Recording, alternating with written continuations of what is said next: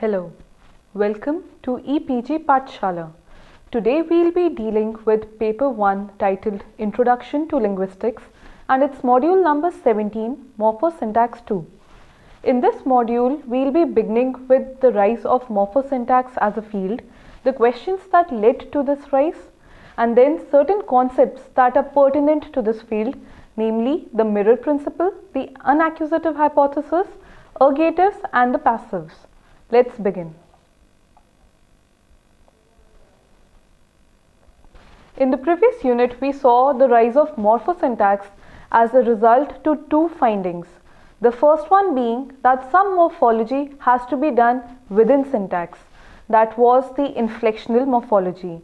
And then we saw derivational morphology. Derivational morphology induces syntactic regularities in the selectional frames of related words.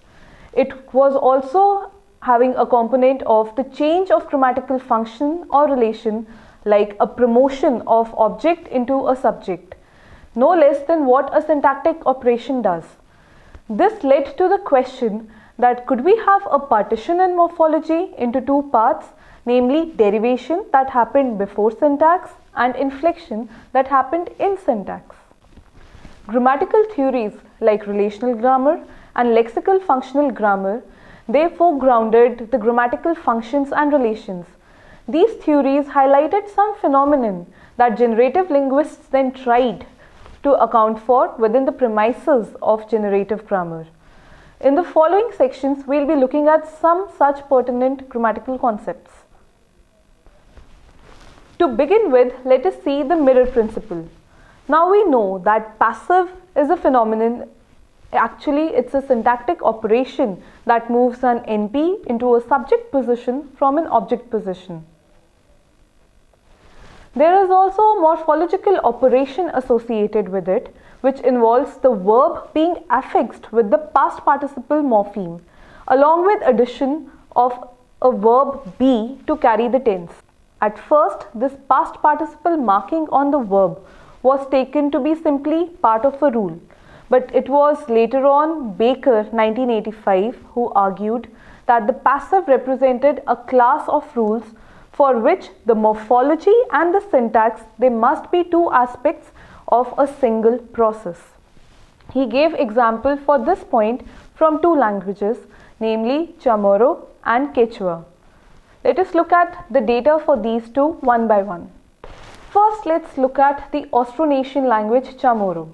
Now in this language, there is a prefix fan which appears on the verb to mark its agreement with a plural subject. Most importantly, this prefix appears only on verbs in intransitive clauses.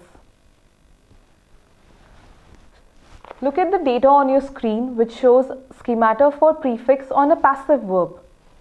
Now this schemata goes like, there is the morpheme for Aurelius, then third person singular, then the subject, then fan, then passive, then spank, followed by the words for the children by their father. If you see the free translation for this, it goes like, the children will be spanked by their father. Now, although the verb spank has two arguments and is underlyingly transitive, this prefix fan appears because the passive is a detransitivizing verb. Because of this verb can take this prefix in its schemata. It's important to note that in this, the prefix occurs outside the passive marker on the verb. If you see the order, there is the fan and then the passive marker, then the verb spank. Alternatively, let us look at the schemata for a prefix on a seemingly transitive but a causative verb.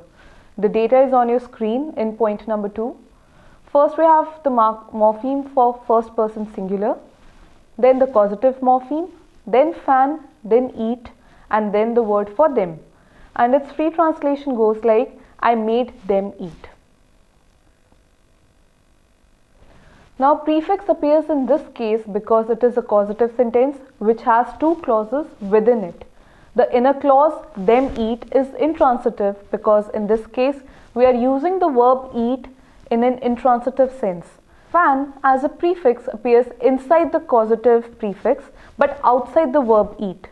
It's important to see how now this fan can occur in an apparently transitive sentence.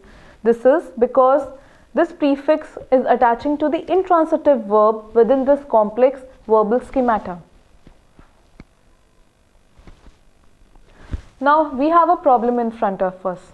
How can agreement rules account for this prefix fan when we see that in one case the prefix fan agrees with an underlying subject, as in the sentence 2, the subject of verb eat, whereas in another case it agrees with the surface subject like the sentence 1, where it's the subject of be spanked. The solution that we saw was, if we carefully compare 1 and 2, we see that in 1, fan agreement happens after passivization, whereas in 2, fan agreement happens in the inner clause before causativization. Baker points out that position of fan in the verbal complex correlates exactly with these differing syntactic characterizations of verbal agreement.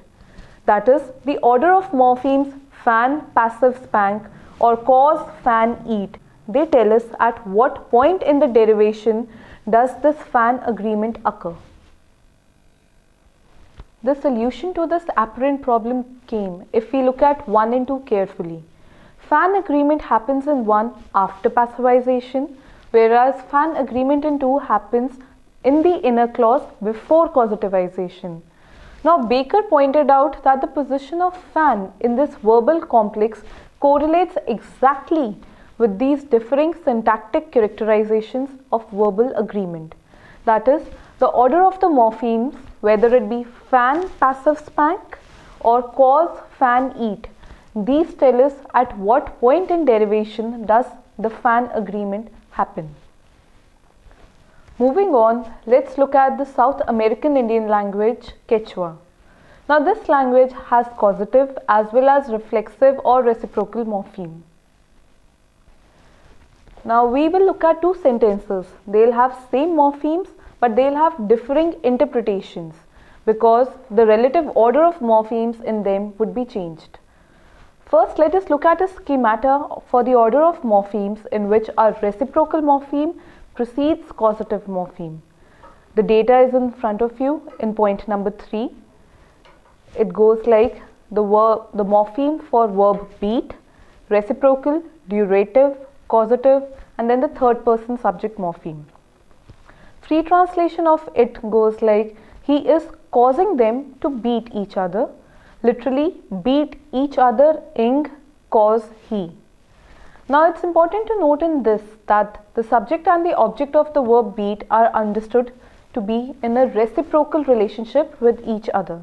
In this, we have the reciprocal closer to the verb beat than the causative morpheme.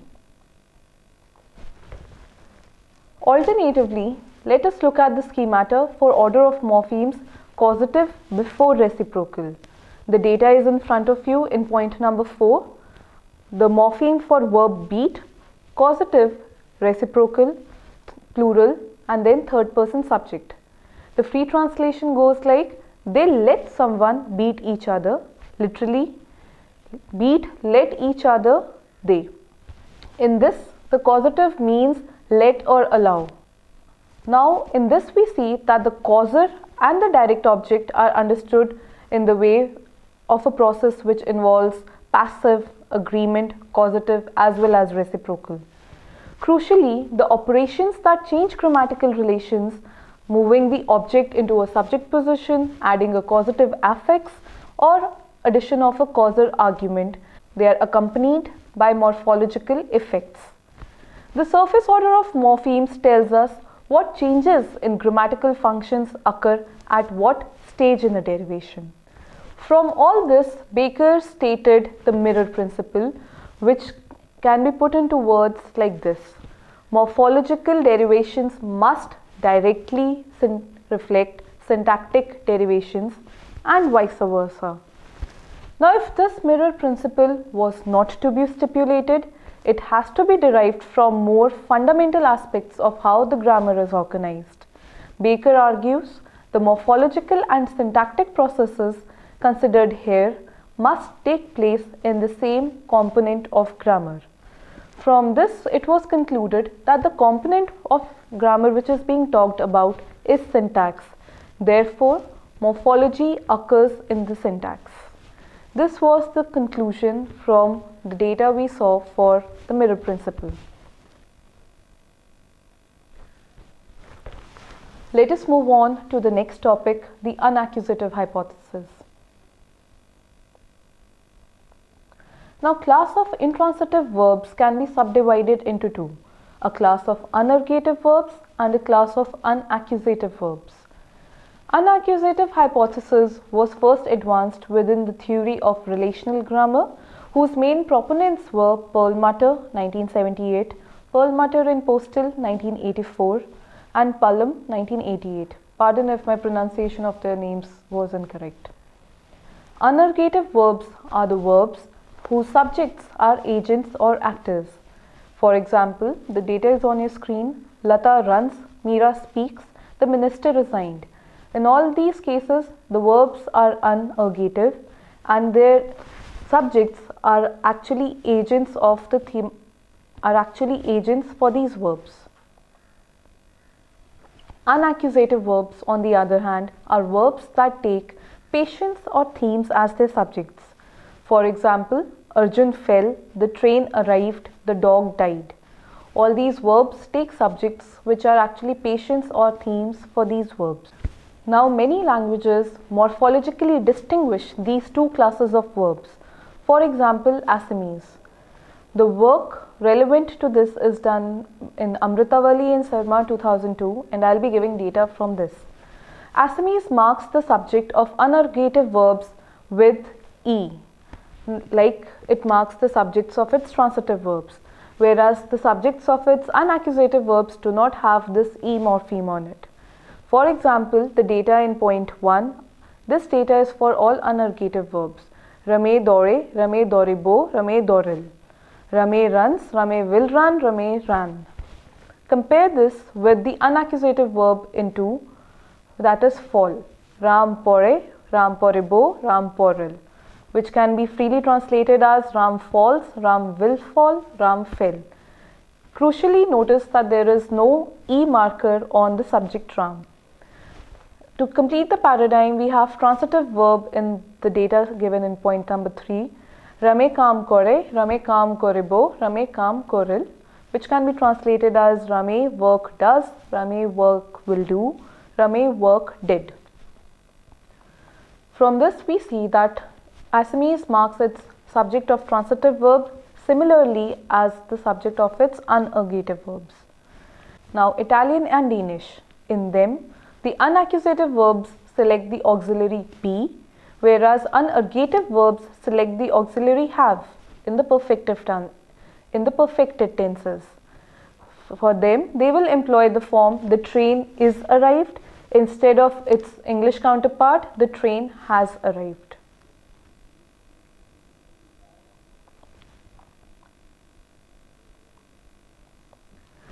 Given the idea of uniformity of theta assignment, UTA, which we saw in our previous modules, the subject of the verbs like fall, arrive and die, all the unaccusative verbs which are patients for the verb rather than agents, should be underlying objects of the verb. Unaccusative hypothesis thus proposes that some intransitive verbs start out with internal subjects. These are the unaccusative verbs. Compared to this, unergative verbs, they take agentive subjects that start out as subjects, thus they take external subjects. Now, if we were to draw trees, more precisely, if we were to draw aspect style theory trees for the two verb classes, they would go like this. The trees are on the screen in front of you. Focus on the first tree, which is for unergative verb, run. Now, John run, this run would be V coming under VP, and John would be originating in the NP subject position under the S node.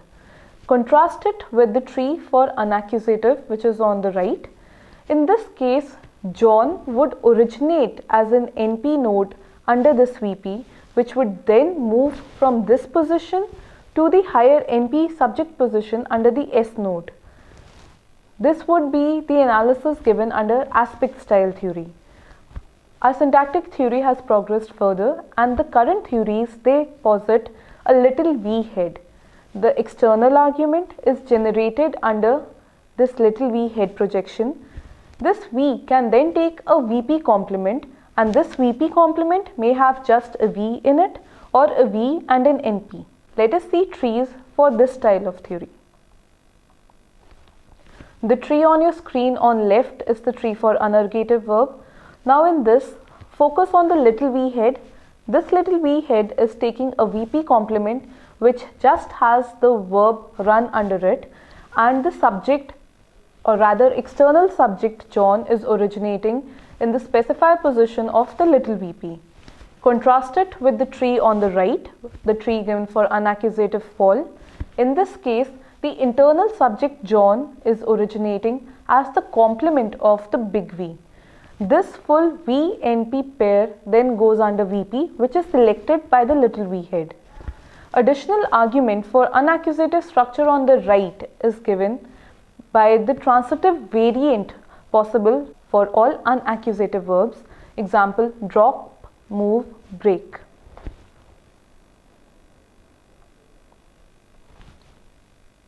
The intransitive verb break would occur as the V in the VP on the right and takes the object bottle. Because this intransitive verb does not assign accusative case in that position, the bottle would then have to move into the position of subject where it receives nominative case. The transitive alternate of break would have this VP as a complement to little v. The projection V bar would host the external subject argument, the breaker, and this little v would assign accusative case to the object down under. Bourdieu's generalization came forward from all this data, which goes like, if there is a little v that takes an external argument, then it assigns accusative case to the object. 1986 was when Bourdieu stated that if a verb fails to assign an external theta role, it also fails to assign an accusative case. For this, data came from passives and unaccusative verbs.